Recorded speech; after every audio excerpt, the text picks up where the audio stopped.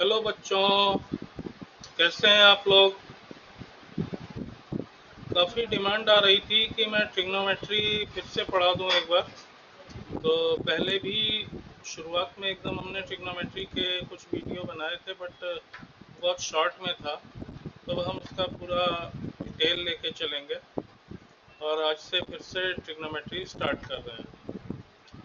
तो ट्रिग्नोमेट्री में सबसे पहले तो हमने यहाँ जो बताया है ट्रिग्नोमेट्री की डेफिनेशन एंड देन एंगल की डेफिनेशन। उसके बाद हम एंगल्स और आर्क लेंथ के बारे में बात करेंगे। एसआई यूनिट ऑफ एंगल क्या होती है उसके बारे में भी हम बात करेंगे। तो first of all, what is trigonometry? The word trigonometry is derived from two Greek words, trigonon जिसका मीनिंग होता है ट्रायंगल एंड मेट्रॉन जिसका मीनिंग होता है मेजरमेंट्स। ये दो ग्रीक लेटर्स हैं, इनसे मिला के ट्रिग्नोमेट्री वर्ड बना है। Thus, the word literally means the science which deals with measurement of triangles. अब इससे क्या मीनिंग निकल के आता है कि मेजरमेंट ऑफ ट्रायंगल्स के बारे में हम ट्रिग्नोमेट्री में हम बात करेंगे। Early applications of trigonometry were to astronomy और नेविगेशन,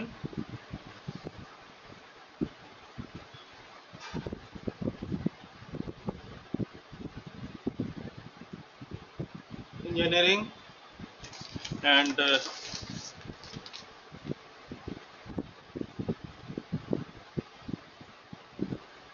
सर्वेइंग। शुरुआत में इसको काहे में यूज किया जाता था? एस्ट्रोनॉमी में प्लैनेट्स की पोजीशन पता करने के लिए, सर्वेइंग लैंड का लेवल पता करने के लिए, और नेविगेशन और engineering. Today it finds wide application. अब आज की तारीख में हम जब फिजिक्स पढ़ने जाते हैं तो उसमें बहुत सारी ट्रिग्नोमेट्री यूज होती है। Wide application in warfare. Warfare physics में जैसे हम वो पढ़ते हैं मोशन इन टू डायमेंशन, को कोई बॉम्ब गिराना है तो कहाँ गिराना है वगैरह वगैरह। तो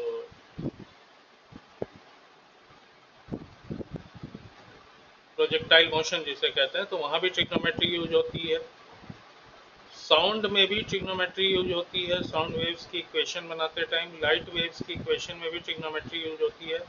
इवन की अल्टरनेटिंग करंट्स, इलेक्ट्रिसिटी में अल्टरनेटिंग करंट की इक्वेशन बनाने में भी ट्रिग्नोमेट्री यूज होती है। मीन्स कि बहुत सारी जगहों पे ट्रिग्नोमेट्री यूज होती है और इसके बिना हम कुछ कर ही नहीं सकते। अब आती है बात कि एंगल्स की। तो ज्योमेट्री में जब हम बात करते हैं तो angle is defined as inclination between two lines. Geometry में सिंपली क्या है कि दो लाइंस के बीच में कितना इंक्लिनेशन है उसको हम एंगल कहते हैं। तो इसलिए भाई दो लाइंस हैं, तो दो लाइंस मैक्सिमम इनके बीच का एंगल भाई 90 डिग्री हुआ, फिर 180 हो गया, यानी टू राइट एंगल्स हो सकता है, इससे ज़्यादा नहीं हो सकता। ऊपर से जाए चाहे नीचे से जाए, क्योंकि उसमें डायरेक्शन की तो कोई बात होती ही नहीं। टू राइट एंगल्स हो सकता है। लेकिन ट्रिग्नोमेट्री में इसकी हम बड़ी डेफिनेशन लेते हैं, ब्रॉडर डेफिनेशन लेते हैं कि an angle is thought of as traced out by rotation of a revolving line. एक कोई लाइन है जो रिवॉल्व कर रही है इस तरह से, from its initial position OX to final position OP, और O इसका वर्टेक्स होता है। ये इनिशियल साइड कहलाएगी OX और ये फाइनल साइड या टर्मिनल साइड कहलाएगी। तो इन दोनों के बीच में जो एंगल बन रहा है या जो इंक्लिनेशन है उसको हम एंगल कहेंगे इन ट्रिग्नोमेट्री। बट यहाँ पर जो है ये घूम करके अगर वापस आ जाए तो it will B 4 right angle. 2 round घूम जाए तो 8 राइट एंगल्स। तो इस तरह से एंगल यहाँ पर कुछ भी हो सकता है। इसके अलावा इसका साइन कन्वेंशन भी होता है कि अगर हम इस लाइन OX को हम एंटी क्लॉकवाइज डायरेक्शन या काउंटर क्लॉकवाइज डायरेक्शन में घुमा रहे हैं तो एंगल विल बी पॉजिटिव, लेकिन अगर क्लॉकवाइज डायरेक्शन में हम रोटेट कराते हैं तो एंगल विल बी नेगेटिव। तो ये सब चीज़ें आगे अभी हम आपको बताते हैं। अब ट्रिग्नोमेट्री में जब हम एंगल की बात करते हैं तो यहाँ पर साइन कन्वेंशन भी आ जाता है कि अगर हम इस OX लाइन को एंटी क्लॉकवाइज या काउंटर क्लॉकवाइज घुमाते हैं, उसको हम ये एरो ऐसे बना के दिखाएंगे तो ये एंगल पॉजिटिव होता है, it will B plus theta. और इसी तरह से अगर हम क्लॉकवाइज डायरेक्शन में घुमाते हैं, इस तरफ घुमाते हैं, तो angle will be minus theta. तो इस तरह से हम देख सकते हैं कि एंगल हमारा यहाँ 0, 30, 40, 90, 180 कुछ भी हो सकता है, 360, 400 कुछ भी। मतलब अब हम पूरा जैसे गए घूम के आए, फिर 40 डिग्री और आगे चले गए तो 360 प्लस 40 400 हो गया। ऐसे ही माइनस में भी हो सकता है, जब हम अपोजिट डायरेक्शन में यानी क्लॉकवाइज चलेंगे -40, -90, -180, -360 सो। तो बहुत सारे एंगल हो सकते हैं और ये एंडलेस होता है। अब दूसरी बात आती है कि इसका रेडियन मीजर या सर्कुलर मीजर। तो सर्कुलर मीजर ऑफ एंगल क्या होता है?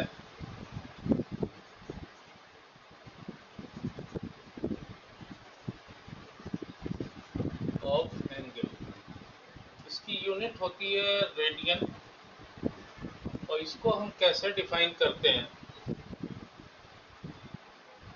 कि अगर कहीं पर कोई भी एंगल बना है, मान लीजिए ये एंगल थीटा डिग्री का है और इसको हमें रेडियन में कन्वर्ट करना है, तो इस O पॉइंट को सेंटर लें और कोई भी एक रेडियस लेकर के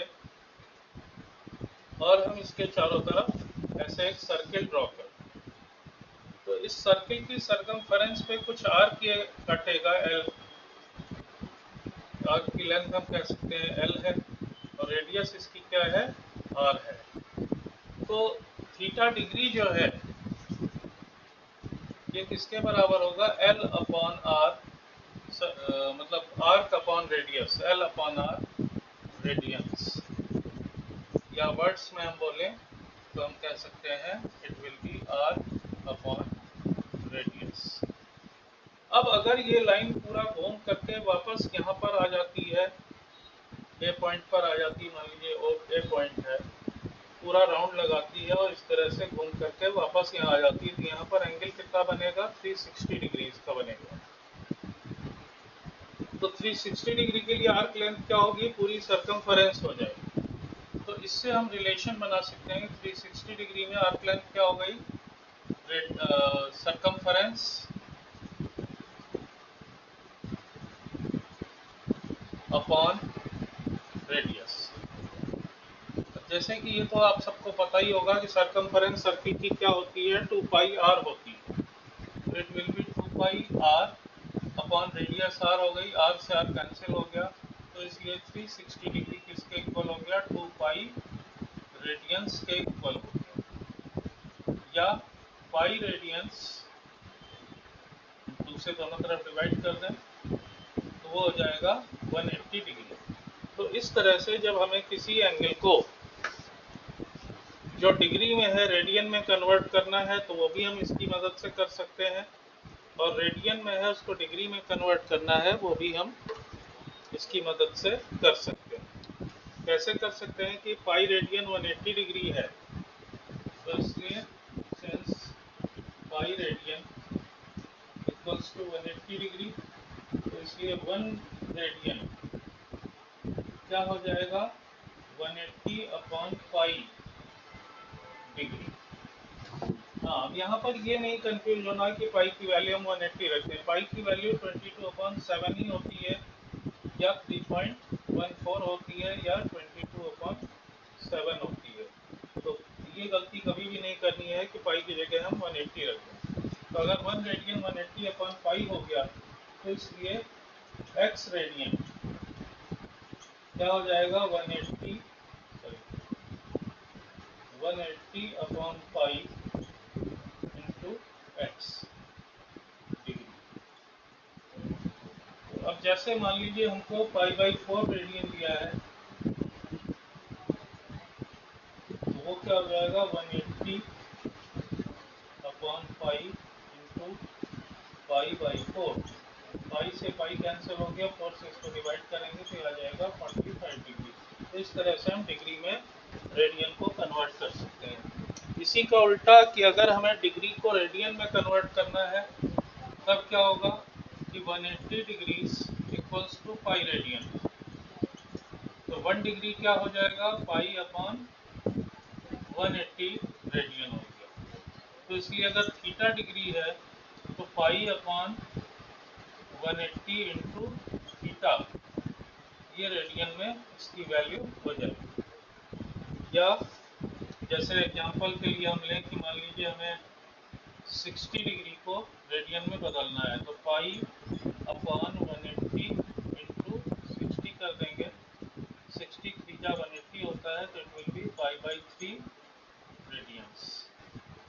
तो इस तरह से हम आपस में इंटरनली कन्वर्ट कर सकते हैं।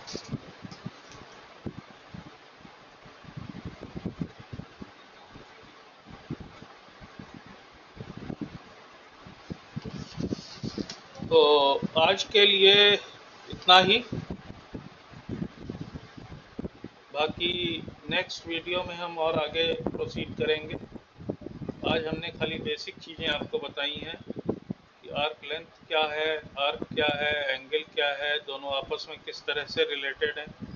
क्योंकि जब हम 10th तक ट्रिग्नोमेट्री पढ़ते हैं तो वहाँ पर एंगल जो है डिग्रीज में लिया जाता है, लेकिन जब हम 11th में जाते हैं और ट्रिग्नोमेट्री पढ़ते हैं तो यहाँ पर जो है एंगल की यूनिट बदल करके रेडियन हो जाती है। तो उसमें बच्चे बहुत कंफ्यूज होते रहते हैं कि कैसे कन्वर्ट करें, कैसे वैल्यू देखें। तो वो सारी चीज़ें हम अब आगे और डिस्कस करेंगे। फिलहाल जितना हमने आज बताया है उसको पहले आप क्लियर कर लीजिए। कोई प्रॉब्लम हो तो हमको आप बताइए, हम दोबारा से आपकी प्रॉब्लम को सॉल्व करने की कोशिश करेंगे। तो till then subscribe my channel Alpha Tutorials 888 and press the bell icon so that you may get regular updates. Thank you.